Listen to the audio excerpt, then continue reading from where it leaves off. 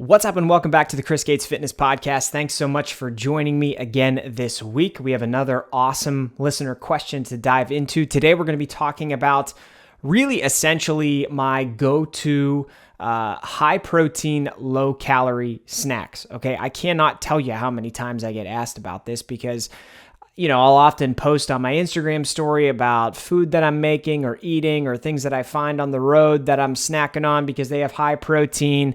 Y'all are always asking about my meal prep, and so it's fun to kind of share those details with you. And then also with my clients, like we always dive into questions about, okay, I'm going on a road trip. What should I be eating? How should I handle the situation? How can we manage this? And so like food suggestions are always so common. I feel like everybody out there is looking for them. So I'm going to talk about really how to fit more protein into your diet in this episode, but primarily I guess the theme is around snacks, but we're going to kind of take a left turn and I'm going to throw a curveball at you because I think oftentimes people think like snacks and finding high protein odds and ends that they can jam into their diet is the solution, when in reality, the solution is something a lot simpler. We're just missing like the obvious signs along the freeway to getting to the destination that you want to go. So we're going to break all that down in this episode.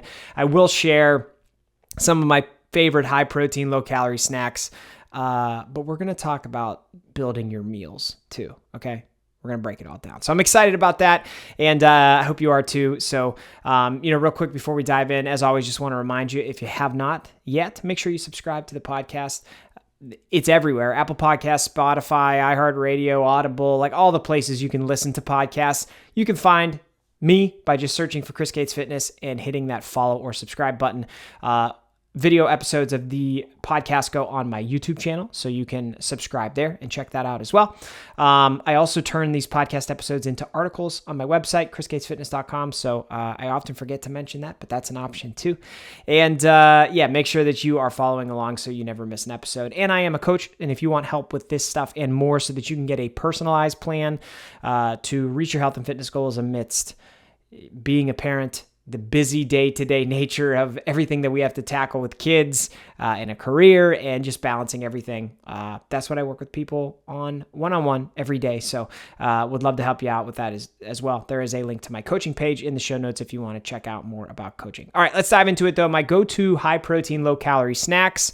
And the reason why you're not hitting your protein goals and you're trying to find new creative ways to fit protein into your diet. And really the crux of this here is that most people undereat protein at their actual meals. Okay. I cannot tell you how many times we've solved this solution with an online fitness coaching client because they are having 2 ounces of chicken at a meal instead of 5.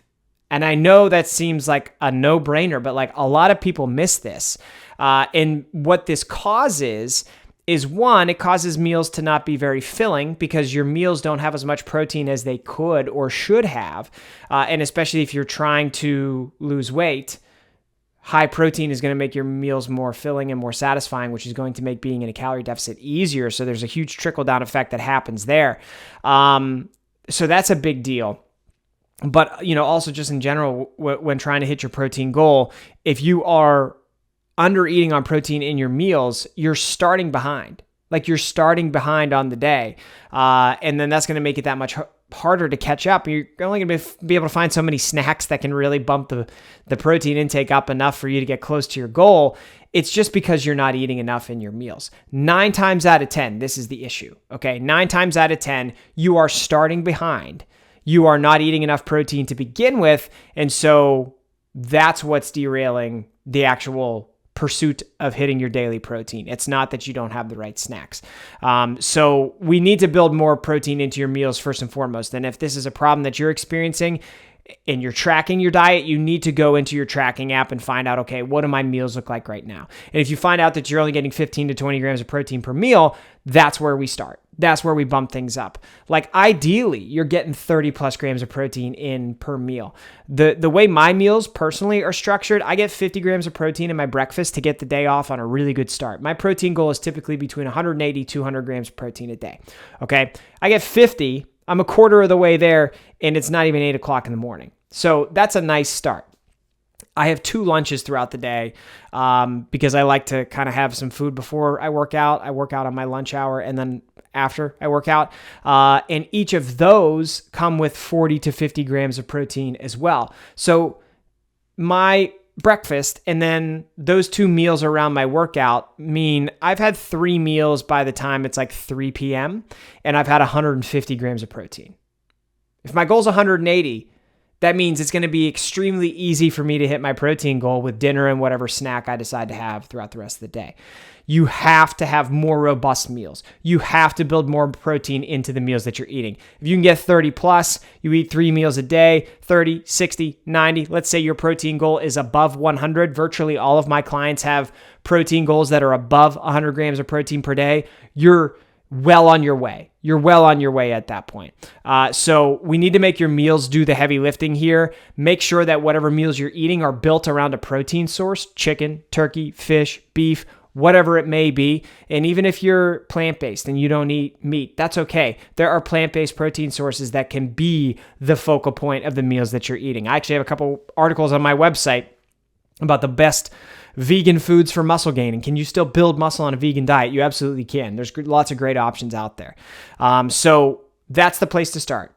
If you're tracking, go check out what your meals look like. If they're below 30 grams of protein, you need to bump up whatever the protein source is in that meal. And if they're wildly below because you're not building your meal around a protein source, then let's take it 2 steps backward and start with, what are we even eating? And then build a legitimate protein source into your meals. And for me, in those meals that I eat, because often I get questions about what I'm eating, because people want to know if Chris is eating that, should I eat that too? And the answer to that is no.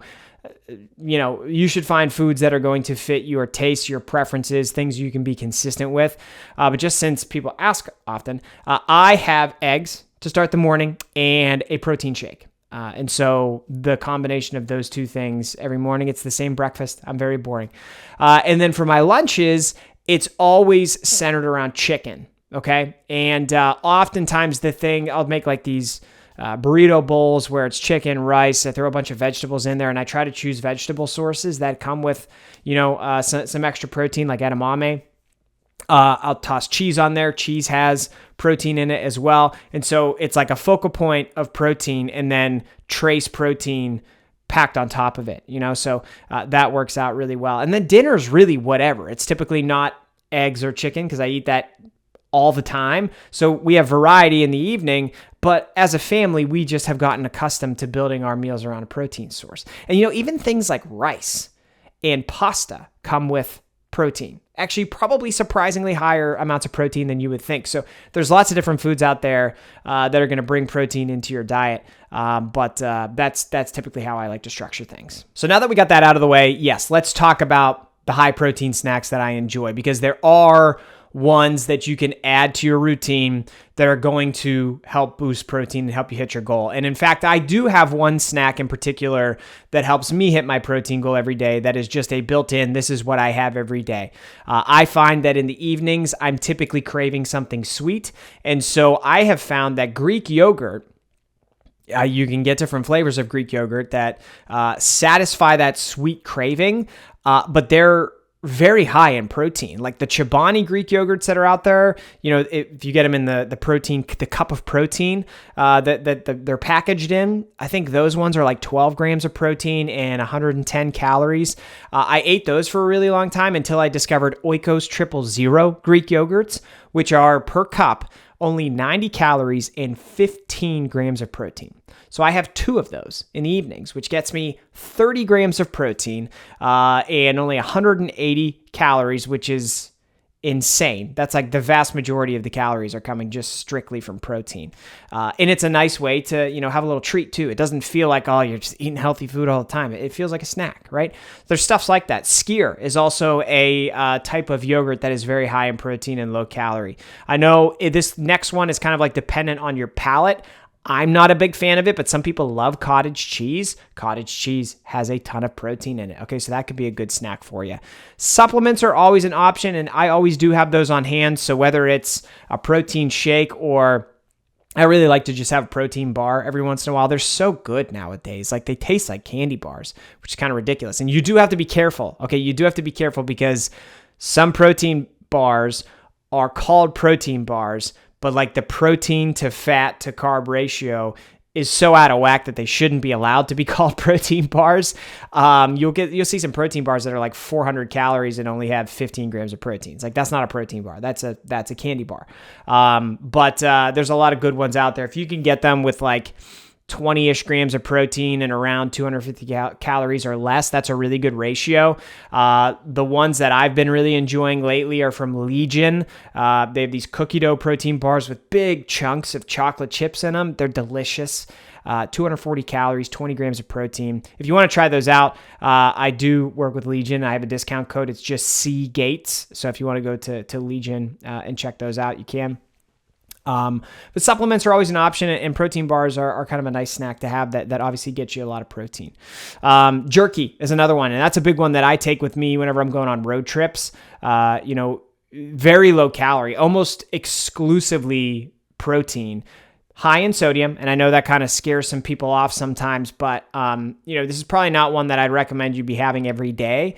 But when you're in a pinch and you need to hit your protein goal, maybe you're on the road or you're traveling on a vacation, it's a great option. It's a great option. And, sodium, you don't want to be packing your body with massive amounts of sodium all the time. But on occasion, if you need to hit your protein, I think that's a good option as well. Cheese, I mentioned this before, but cheese does have a decent amount of protein in it. Now, you obviously need to pay attention to the fat as well because cheese has decent amount of fats in it. But you can get light string cheese. There's even like that Baby Bell string cheese that's really good. And that tends to be a little bit lower in fat content and has a decent amount of protein and can be kind of filling. This one, my wife actually laughed at me the other day. We were going to soccer practice with the kids, and I just took out like a 2-inch thick stack of deli turkey meat, and I like flopped it onto a plate, and we got in the car, and I was just eating deli roll-ups while we were driving. But like, that's a great option too. Deli meat, you roll it up. You could even put a little bit of cheese in there if you want to, but like without the bread or anything like that, keeps the calories really low. And like, I was pretty satisfied. It was probably ended up being like 4 ounces of deli turkey meat. But I was pretty satisfied on that for a few hours. Cause again, it's low calorie. It's almost exclusively protein. So you're filling yourself up because protein is so filling. So it's a great option as well. I mentioned edamame before, and from a snack perspective, man, it's like the best vegetable snack you can find. Lightly salt it. You can get it in the microwavable bags nowadays too. But edamame is just about the highest protein vegetable source that you can find. It's those little it's like in a, I don't know, what do you even call it? It's little beans in like a pod, and you kind of pull them out with your teeth, or you can pop them out with your fingers and eat them. They're really, really good. So I would highly recommend those as well. And then oatmeal. Oats in general have probably higher protein than you would think. I think a lot of people think of oatmeal as a carb source. And the thing about oats is like, you just have to pay attention to the type that you're getting. If you get like a lot of the prepackaged ones that have, the cinnamon sugar and like the apple cinnamon and stuff like that, those often have a lot of sugar in them. And then, they get high in calories, and that protein to calorie ratio gets kind of thrown off. But, just like steel cut oats are pretty high in protein and pretty calorie conscious. And what you could do is actually, if you have those supplements too, you could, toss half a scoop or a full scoop of protein powder in it and even boost up that protein to calorie ratio even more. So all of those are really good options and can definitely tack on another 10, 15, 20 grams of protein when you need it. But again, at the end of the day, like, they're not going to solve the problem for you if your meals are less than 20 or 30 grams of protein per meal. So it's going to be a combined effort every day to hit that protein goal that you have. And you need to make sure everything is dialed in. And if your meals are dialed in, then those items that I just went through are great options to kind of top things off each day. And snacks are always going to come in various situations. I mentioned the snack that I like to have at the end of the day as like a late night craving type of deal where I'm craving sweet. So it could be a regular thing. Some of these things may be items that you have on hand just because you're frequently on the go or you're sometimes on the go. I even mentioned earlier, taking the kids to soccer practice. Like, we have 1 or 2 nights a week where we are on the go with the kids, whether they're going to dance or they're going to soccer, and dinner gets eaten in the car. And so it's so easy for us to just take the easy route and go through the McDonald's drive-thru, right? Or buy something that doesn't fit our goals at all. But with a little bit of prep, and often it's just involving like you having the stuff on hand before that time occurs, right? So grocery shopping appropriately, which is where lists like these can really help. That's going to put you in a position to succeed. So again, if you're relying on snacks to hit your protein goal, you are probably going to fail, just to be honest with you. So ask yourself, like, can I double the protein in my meals? Are my meals 20 plus, 30 plus grams of protein? And if not, start there. And then once you get that consistent, then you can focus more on these snacks. But these snacks really aren't going to solve the issue for you unless you're structuring your meals the right way. So, if you need help with this type of stuff and structuring meals and figuring out personalized items that are going to work out best for you, it is a big part of my coaching program. Anybody that comes into the coaching program, we always talk about no meals are off limits, right? No foods are off limits. We're not eliminating food groups or individual foods. I think the best way you can do this stuff to make progress, whether it's losing body fat, building muscle, just getting healthier and more fit, is to establish the right relationship with the foods that you actually enjoy, right? Because if you get to the root issue, which is like normally a bad relationship with fitness or food or both, and work through that, it takes a little bit longer, but the end result is way more progress long-term and it's way more sustainable. So it's definitely the way to go. And if that's of interest to you to figure out how to, structure all this stuff the right way, that coaching link is in the show notes, okay? I would love to help you out. And if you submit an application, that's just an opportunity for us to talk to each other. It's not, hey, like a binding, okay, now you're signing up. It's just an opportunity for me to learn a bit more about you. I could put together a custom coaching breakdown for you and send it your way. And, if it feels like the right fit, then we could talk more. But otherwise, I hope this episode was helpful, and I'm looking forward to checking in again in the next one. So if you ever have a question you want added to the mix, feel free to send it along. Make sure you're subscribed. Thank you so much for listening, and I'll talk to you again soon.